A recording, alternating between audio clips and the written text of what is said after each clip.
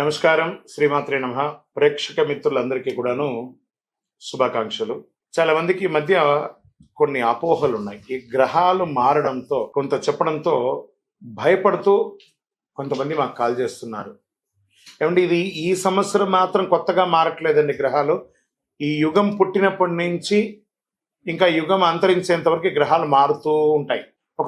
సుమారుగా ఒక ఉదాహరణకి ఎక్కువ శాతం నాకు కాల్స్ వచ్చింది సింహరాశి నుంచే వచ్చింది అనుకుందాం. ఒక ఉదాహరణకి అది అష్టమ శనిగా అయితే ఏమేమో అయిపోతుంది, విడాకులు వచ్చేస్తుందట, విడిపోతారట, అకాల మరణాలట, యాక్సిడెంట్లట అని. ఇదేంది గురుగారు మాకు భయం వేస్తుంది ఏంటంటే, ఒకటి గుర్తుపెట్టుకోండి, 140 కోట్ల మంది భారతీయులు ఉన్నారు. ప్రపంచమంతా అక్కడ కొన్ని కోట్ల మంది ఉన్నారు. అందులో నుంచి మనం బైఫర్కేట్ తీసుకుంటే ఒక్కొక్క రాశి వారు 20 కోట్ల 30 కోట్ల మంది ఉన్నారు అనుకున్నాం. ఇది గోచార గ్రహస్థితియే. గోచారం అంటే మీకు చిన్న ఉదాహరణ చెప్పండి చూడండి. ఈ భాగ్యనగరం ఎత్తుకుంటాం. ఈ భాగ్యనగరంలో ఈరోజు ఈ ఆఫీసు ఇది, ఇందులో మనం ఇంతమంది ఉన్నాం, ఇంతమందిలో ఒకరికే ఉంటుంది. సో ఆ ఒకరిని పెట్టుకుని మొత్తం ప్రపంచం అంతా వచ్చేసిందని ఎప్పుడు కూడా ఊహించుకోవద్దు.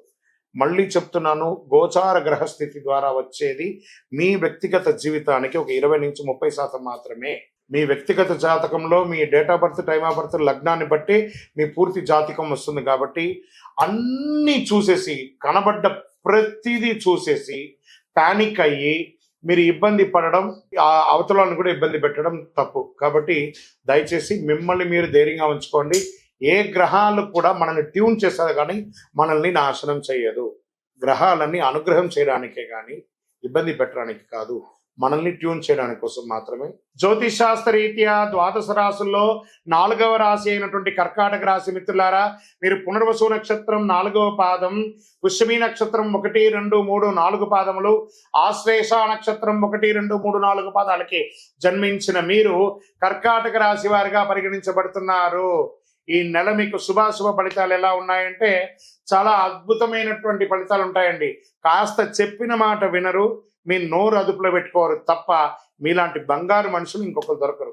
ఆ 2 ఆపేసుకుంటే మీకంటే గొప్ప వాళ్ళు ఉంటారని కూడా చెప్పచ్చు. ఇది కొంచెం జాగ్రత్తగా ఉంటే మంచిది. కర్కాటక రాశి వారికి సాధారణం కంటే కూడా ఉచ్చ స్థితిలో యోగంగా ఉంది ఈ నెల అని కూడా చెప్పచ్చు.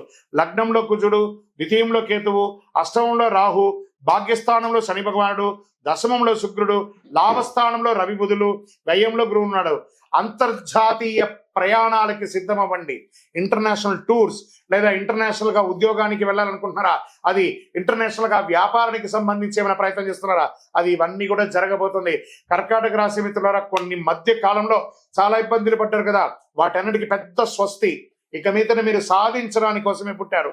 మీరు కాస్త ట్యూన్ చేసుకోండి, మిమ్మల్ని మీరు మార్చుకొని ట్యూన్ చేసుకుంటే ఇంకా గొప్పగా కనబడతారు. కానీ మీరు ప్రీవియస్లో మీరు ఇతరులతో ప్రవర్తన చేస్తే వాళ్ళ మైండ్లో పెట్టుకొని ఉంటారు. కాబట్టి దానికి మీరు మార్పు వచ్చారనే దాన్ని ఈ నెల నుంచి మీరే చూపించబడతారు.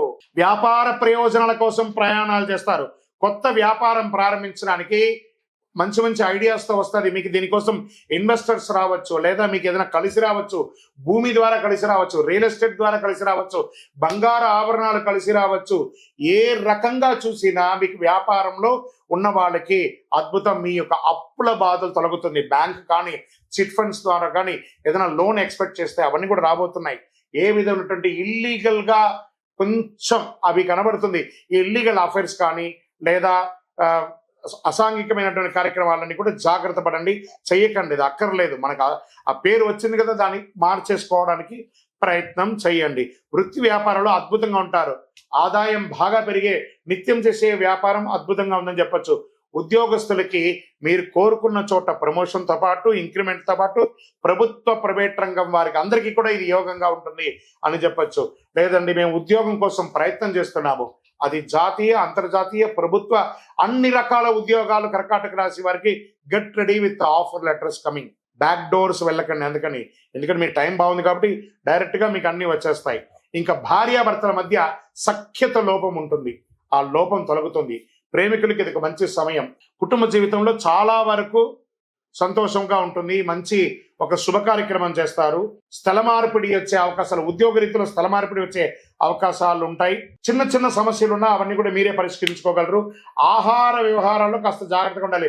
టైం బాగుంది కదా అని చెప్పి విచ్చలవిడిగా తినడం, విచ్చలవిడిగా అలవాట్లు చేసుకోవడం, దాని ద్వారా ఏమవుతుంది, ఆరోగ్యం. ఈ ఆరోగ్యం ద్వారా మాత్రం అన్ని మీకు భగవంతుడు ఇచ్చాడు. ఆరోగ్యం మాత్రం మీకే ఇచ్చాడు భగవంతుడు.